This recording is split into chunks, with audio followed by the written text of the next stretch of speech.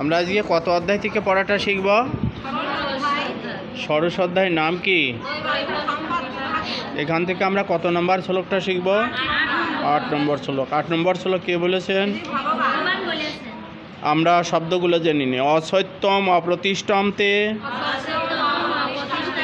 জগতাহুর অনিশ্বরম অপরস্পর সমভূতম king মন্নাৎ কামহৈতুকম। অসত্যম অপ্রতিষ্ঠম তে জগতাহুর অনিশ্বরম অপরস্পর সমভূতম king অন্নাৎ কামহৈতুকম। আমরা এখন অনুষ্টাপ ছন্দে পাঠটা শিখব। অসত্যম অপ্রতিষ্ঠম তে জগতাহুর অনিশ্বরম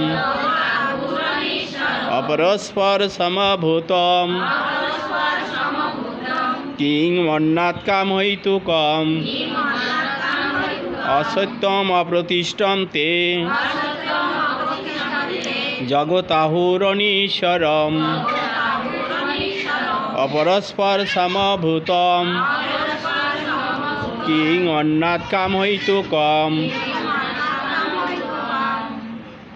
অসুর স্বভাব বিশিষ্ট ব্যক্তিরা বলে এই জগৎ মিথ্যা, অবলম্বনহীন এবং অবিনশ্বর।